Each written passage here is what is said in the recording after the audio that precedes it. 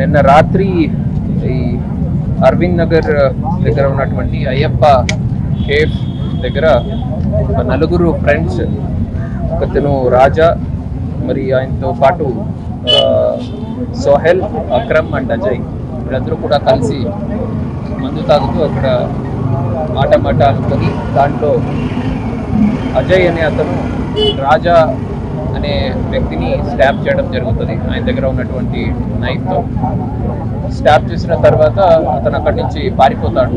పోలీస్కి ఇన్ఫర్మేషన్ వచ్చిన వెంటనే ఆయన్ని హాస్పిటల్కి జాయిన్ చేయించడం జరుగుతుంది. అతను కూడా ఇక్కడ జీజీహెచ్లోనే క్రిటికల్గా ఉన్నారు అండ్ వెంటిలేటర్ మీద ఉన్నారు. ఆయన కూడా ట్రీట్మెంట్ జరుగుతుంది. ఇదే టైంలో మన టీమ్స్ ఈ ముద్దాయి రాజా సర్చ్ చేసినప్పుడు అజయ్ కోసం సర్చ్ చేసినప్పుడు అతను అబ్స్కాండ్ అయి ఉన్నారు. సో ఈరోజు మార్నింగ్ కొద్దిగా ఇన్ఫర్మేషన్ రావడం జరిగింది. దాని బేసిస్ మీద ఈ టీవీ టవర్ ఏరియాలో అతను ఉన్నారని. సో అప్పుడు మన వాళ్ళు అక్కడికి వెళ్ళినప్పుడు అక్కడ బాబా అనే ఒక డ్రైవర్ని బాబా అనే ఒక ఆటో డ్రైవర్ని కూడా అతను స్టాప్ చేసి అక్కడి నుంచి అబ్స్కాండ్ అవ్వడం జరుగుతుంది. ఇమీడియట్గా మన వాళ్ళు అక్కడ ఉన్న పోలీస్ టీము ఆ బాబాకి బాగా ప్రీవియస్ ఇంజురీ అవ్వడం వల్ల అతన్ని ఇమీడియట్గా హాస్పిటల్కి షిఫ్ట్ చేయడం జరిగింది. అతను కూడా అండర్గోయింగ్ ట్రీట్మెంట్ కుమార్ హాస్పిటల్లో అతను కూడా ట్రీట్మెంట్ పొందుతూ ఉన్నారు. ఇలాగున్నప్పుడు మరి మల్టిపల్ కొన్ని ఎక్కువ టీమ్స్ పెట్టి మేము సైమల్టేనియస్గా వెంటనే రెండు హత్యాయత్నాలు కేసులు, 2 స్టాబింగ్ కేసెస్లో అతను ఇన్వాల్వ్ అయి ఉన్నారు. కాబట్టి ఇంకా మల్టిపల్ నెంబర్ ఆఫ్ టీమ్స్ అది పెంచి మనము అతని కోసం సెర్చ్ చేయడం జరిగింది. ఈ ప్రాసెస్లో అతనికి ముందు ప్రీవియస్గా కూడా కొన్ని క్రిమినల్ కేసెస్ కూడా ఉన్నాయి అండ్ ఇంత వైలెంట్గా ఫెరోషియస్గా కూడా దగ్గర పోయిన వాళ్ళ మీద అటాక్ చేయడం కూడా జరుగుతుంది. సో 2 టౌన్ సిఏ గారు వాళ్ళు హెడ్ చేస్తున్నటువంటి ఒక టీంకి అతను స్పాట్ అవ్వడం జరుగుతుంది ఆకుతోటపల్లి అవుట్స్కర్ట్స్లో. అక్కడ 2 టౌన్ సిఏ గారు అతన్ని పట్టుకోవడానికి ప్రయత్నించినప్పుడు అతను మళ్ళీ 2 టౌన్ సిఏ గారి మీదనే అటాక్ చేయడం జరుగుతుంది.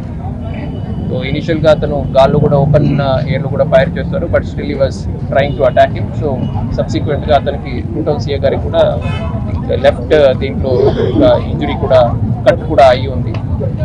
అండ్ ఇమీడియట్గా 2 టౌన్ సిఏ గారు అతనికి కాల్ మీద కూడా ఫైర్ చేయడం జరుగుతుంది. సో ఇట్లాంటి నేర చరిత్ర ఉండి ఇద్దరు వ్యక్తుల మీద వెంటనే స్టాప్ చేసి ఒక పోలీస్ ఆఫీసర్ మీద కూడా ఇలాగా అటాక్ చేసినటువంటి వ్యక్తి మీద చట్టపరంగా చాలా గట్టి చర్యలు తీసుకోవడం జరుగుతుంది. అండ్ ఇతనికి కన్విక్షన్ వచ్చేటట్టు కూడా అతి తొందరలో కన్విక్షన్ వచ్చేటట్టు కూడా మేము కన్విక్షన్ ప్రాసెస్ కూడా ట్రయల్ ప్రాసెస్ కూడా మనం ఫాలోఅప్ చేసుకొని అతనికి కన్విక్షన్ వచ్చేటట్టు మేము చేస్తాం. అది మాత్రమే కాకుండా అతనికి అండ్ వాళ్ళ ఫ్యామిలీకి ఉన్నటువంటి అసెట్స్ ఏమి ఉన్నాయి దానికి కూడా ఫ్రీజ్ చేయమని చెప్పి అసెట్స్ కూడా ఆస్తులు కూడా జప్తు చేయడానికి గవర్నమెంట్ కూడా మేము రాయడం జరుగుతుంది. Thank you.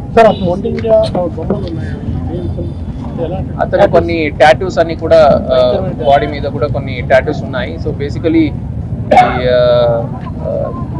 మందు తాగుతూ బయట తిరుగుతూ చోరీలు చేసుకొని 2 వీలర్స్ అన్ని చోరీలు చేసుకొని ఆ డబ్బుతో జల్తా చేస్తున్న ఒక బ్యాచ్కి సంబంధించిన వ్యక్తి అతను. సో దాని రిలేటెడ్ అతను కొన్ని టాటూస్ అన్ని కూడా అతని బాడీ మీద మాకు కనపడుతుంది. సార్ పబ్లిక్ ఏమైనా మెసేజ్ ఇస్తారు? నిన్నటి నుంచి అతను కత్తితోనే తిరుగుతున్నాడు, ఒకే కత్తితో 3 దాడి చేస్తాడు. ఎలాంటి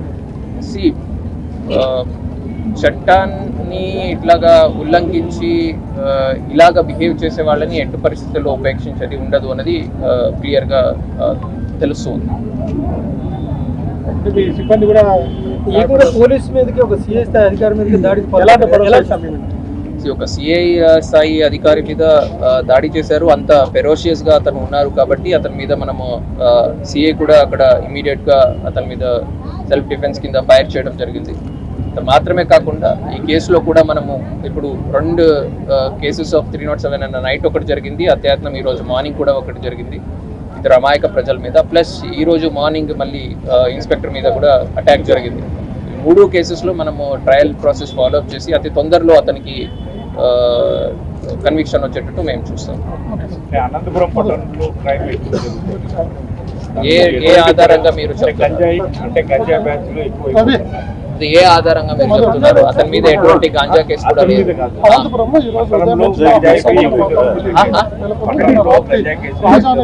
మీరు ఏ ఆధారం మీద చెప్తున్నారు? నా స్టాటిస్టిక్స్ అయితే అట్లాగా చెప్పట్లేదు. లాస్ట్ ఇయర్ క్రైమ్, ఈ ఇయర్ క్రైమ్ చూస్తే అది చెప్పట్లేదు. Thank you. పోలీసులు ప్రయత్నాలు చేశారు.